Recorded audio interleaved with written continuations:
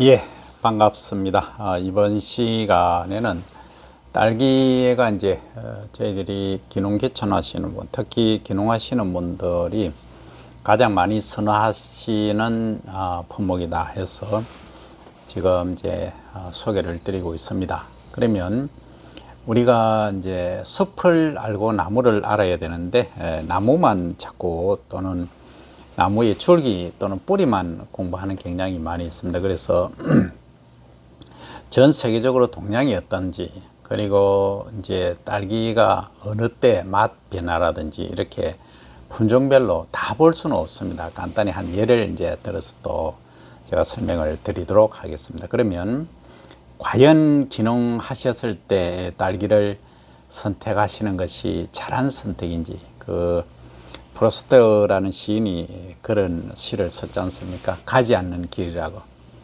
그래, 이제 딸기를 하시다 보면 다른 걸 못 하시거든요. 또 다른 걸 하시다 보면 딸기를 놓치실 수가 있습니다. 그래서 과연 내가 이 딸기를 내 인생을 걸 만한 품목일까? 아닐까? 그래서 무엇보다 중요한 것은 공부입니다. 철저한 공부 없이 어떤 분들은 유튜브 보실 때 뭐 30초 보고 1분 보고 내 취향에 맞나 안 맞나 하시는 분들 많이 계시더라고요. 저는 이제 학생 교육에는 절대 그걸 안 합니다. 처음부터 끝까지 완벽히 이제 이해하지 않으면 상당한 문제를 유발시킬 수가 있습니다. 그래서 내 업을 하겠다 하시는 분들은 적어도 여기에 최선을 다해야 됩니다. 죽을 각오를 하셔야 됩니다. 그래서 이제 딸기의 품종들 많이 소개를 드렸지만 이제 세계적인 동향까지 한번 보도록 하겠습니다. 그리고 맛의 변화도 한번 함께 보겠습니다. 자, 그러면 딸기가 너무 많습니다. 그래서 품종들은 이미 설명을 드렸고 이제 그 매양 하나를 가지고 이제 설명을 드리자면 이렇습니다. 당도가 이제 매양하고 여봉, 그 다음 레드필 6보라고 했고, 그 다음 아낌이 장이가 있는데 아까 설명을 드렸습니다만 11브릭스 내외입니다. 그죠? 그 다음 이제 산도 퍼센테이지가 이렇게 0.78 정도 나옵니다. 당하고 산하고 비입니다. 그러니까 이거하고 이거의 비죠. 그러니까 보통 10 한 2, 3 정도 된다. 15 정도 되는 매양은 좀 더 높다. 그죠? 예, 그러니까 단맛이 많이 비칩니다. 그 다음에 이제 향이 있습니다. 향은 여기 이제 매향이 6입니다. 그죠? 1에서 9까지 있으면, 그리고 이제 딱딱한 정도, 경도를 말하는데, 경도도 요게 높다 하는 거죠. 자, 그러면 우리가 많이 놓치는 부분들이 있습니다. 그러면 당도하고 당산비 앞에 보신 것처럼 이 당도가 보통 12, 3브릭스 정도 나오는데, 당도가 가장 높은 때가 1월달입니다. 1월달이 가장 높고, 예, 그렇죠? 당산비입니다. 당도가 아니고, 당하고 산도 아까 산도 여기 있죠. 요거하고 퍼센테이지로 봤을 때 요겁니다. 요거 비가 1월달이 가장 높다. 그러니까 맛을 느낄 때 1월달이 가장 단맛이 느껴진다, 이 얘기하고 같습니다. 그러면 당도는 실제 2월달이 이제 높죠. 우리가 생각할 때는 당도가 4, 5월달에 높을 것이다 라고 이제 생각을 하지 않습니까? 왜냐하면 이때 이제 일조량 또는 라이트 인텐시티, 광의 강도가 세기 때문에 광합성을 많이 하기 때문에 높아질 것이다 라고 하는데, 실제 이제 당도 측정해 보면 요거는 조금 적게 달리지 않습니까? 이때는 좀 많이 달리죠. 딸기는 가장 많이 달리는 게 2, 3월입니다. 4월까지도 좀 되기도 합니다. 5월 되면 거의 없죠. 그래서 이제 딸기는 이 1, 2, 3월이 사실은 피크입니다. 꽃은 보통 11월 달에 피기 시작하죠. 그래서 보통 2월 달이 이제 2, 3월이 피크인데 4월에도 다 나옵니다. 이거 보시고 4월, 5월은 없나 하시는 분이 계시는데 나오기도 합니다만 품종에 따라 차이는 있지만 요 때가 가장 피크다.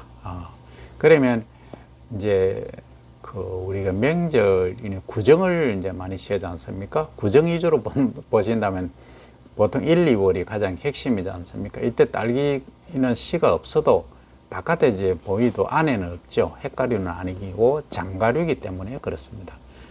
그래서 포도도 장가류에 포함되어 물이 많다 이랬죠. 이런 경우에는 딸기도 요즘 제사상에 많이 넣지 않습니까? 그래서 소비가 좀 많이 됩니다. 이때는. 자, 그 다음에 이제 딸기 재배하시는 분들은 가장 고민인 병입니다. 병. 이제 매양 하나를 들어서 그렇긴 합니다만, 그 다음에 이제 여봉하고 이렇게 레드펄, 그 다음에 아키미하고 이렇게 비교를 해 놨습니다. 제가 접한 거는 가장 문제가 된 거는 흰가루병, 탄저병, 잿빛곰팡이 이런 애들이 병으로 가장 문제고 시들병도 있긴 합니다만, 그 다음에 충혈에서는 진딧물하고 응애 요 가장 이제 문제시 되는 애들만 이제 뽑아놨는데 이게 이제 매양하고 아키미가 병해충 저항성이 사실은 가장 높은데 이제 매양은 전체적으로 어느 정도 저항성을 가진 겁니다. 저항성을 가진 게 아니라 안 가진 겁니다. 이거는 좀 우리가 맛이 좋다 할까 당도가 높은 걸 거의 이제 좀 약점을 가지고 있죠. 이게 안 가진 것들입니다. 그러면 제일 많이 가진 게 뭐냐? 이놈이죠. 레드풀, 육보라는 이놈이라 해서 근데 얘가 가장 병해충 저항성이 크더라 하는 거죠. 그러면 우리가 육종을 할 때 얘를 중심으로 해서 육종을 이제 하면은 좋겠다는 겁니다. 여기 이제 레드펄 보시면 여기 보입니까? 레드펄. 예, 레드펄 여기 있죠. 2012년에 육성을 했습니다. 금향하고 금향 이거는 실생입니다. 실생은 이게 이제 다른 거는 다 X 돼 있죠. 교배를 한 겁니다. 이거하고 꽃가루를 여기에 이제 암술에 묻힌 건데 여기 레드펄 얘는 레드펄이라고 되어 있는데 레드벨이라고 또 되어 있고 상당히 좀 제가 혼돈이 오는데 레드펄 이렇게 지금 저는 인지하고 있습니다. 이거는 금향이라는 품종 어디가 있습니까? 금향 여기 있죠? 예. 요 금향이 악기힘에 장이하고 NS 970, 516 요거하고 교배한 이 금향을 심었는데 우연히 이제 실생으로 열매에 의해서 이렇게 탄생한 거죠. 그럼 어떻게 보면은 이 금양 여기서 뭔가 장이라든지 이어서 뭔가 변형이 일어나지 않았나 싶습니다. 저는 정확한 거는 제가 육종과가 아니라서 모르는데 제가 추정입니다. 그래서 어쨌든 여기 촉성이고 경북 성주 과초리 시험장에서 이렇게 차단했죠. 여기 병해충에 강하다는 거죠. 그러면 이 레드펄을 활용해서 병해충 저항성 품종을 만들면 안 되겠는가 하는 게 그냥 제 생각입니다. 그래서 이제 여기 보시면 이제 레드펄이 병해충 저항, 특히 흰가루병이 강하죠. 단저병하고 전체적으로 다른 것보다 강하다는 거죠. 그러면 우리가 육종을 할 때 요즘은 GMO를 저는 좀 좋아하지 않습니다만 요즘은 또 GMO를 유전자 조작이라 안 하고 유전자 교정 이런 말도 쓰던데 어쨌든 그런 거는 별로 좀 그렇습니다. 그래서 우리가 소비자분들이 또 바로 드시는 거기 때문에 안정성이 담보가 돼야 됩니다. 그래서 이 장이하고 이런 애들은 보십시오. 흰가루병이라는 탄저병이 심각하게 이제 문제가 되죠. 약하다는 겁니다. 그러니까 매향하고 아키미 이런 애들은 좀 병에 약하다 하는 점을 알 수 있고, 그리고 레드펄 얘는 병해충이 전체적으로 강하기 때문에 맛만 당도라든지 이런 것들만 좀 된다면은 보완된다면 상당히 메리트가 있는 매력적인 작물이다 이렇게 말씀을 드리겠습니다. 그 다음에 자 여기 보시면 이제 촉성 재배할 때 수량성 비교입니다. 매양하고 여봉인 레드펄하고 이제 이렇게 비교하면 꽃수로 봤을 때 정화방당 몇 개가 피느냐 보통 12개. 과중은 이제 매향이 요 중에서는 좀 큽니다. 그러니까 한 주당 몇 개 달리느냐 30개죠. 그러니까 매향을 선택할 수밖에 없죠. 한 개 무게도 많고 수확되는 과일 수도 많습니다. 그 다음에 상품이 되는 이제 과실률을 말하는데 86% 됩니다. 그 수량이 10알당 4톤이 나오죠.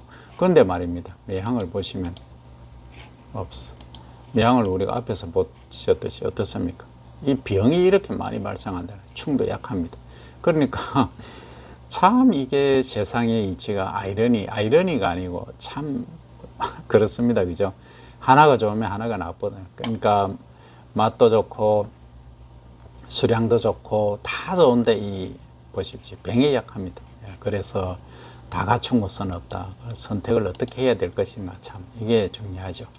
그 다음에 이제 자 우리가 보시면 작형에 따라서 촉성은 초촉성은 촉성보다 더 빨리 재배하는 거죠. 그러니까 9월 달에 뭐 심는 거. 촉성은 보통 10월 달에. 요거는 초촉성은 8월 에 심으면 됩니다. 8월 9. 요거는 9, 10 촉성은 보통 이제 9월 달에 이식을 많이 하죠. 9, 10. 그 다음 반촉성은 그 이후에 이제 하는 것들인데 수량을 보시면은 가장 많은 게 요 앞쪽으로 갈수록 그러니까 빨리 재배하는 것일수록 1월 달 그리고 요게 3월 달이죠. 1, 3월이 가장 많습니다.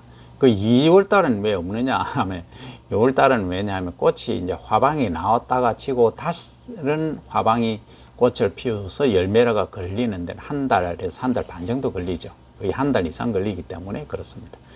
그 다음에 이제 그 이후에는 또 화방이 많이 분지가 많이 돼 있기 때문에 소위 런너죠. 런너가 많이 나와 있기 때문에 이제 많이 달리는 겁니다. 그 다음에 여기 이제 반촉성 같은 경우에는 어차피 늦게 시작했기 때문에 이제 6월 달부터 수확이 가능하죠. 그러니까 지속적으로 가면서 4월까지 수확을 많이 한다. 5월 달에는 거의 없다.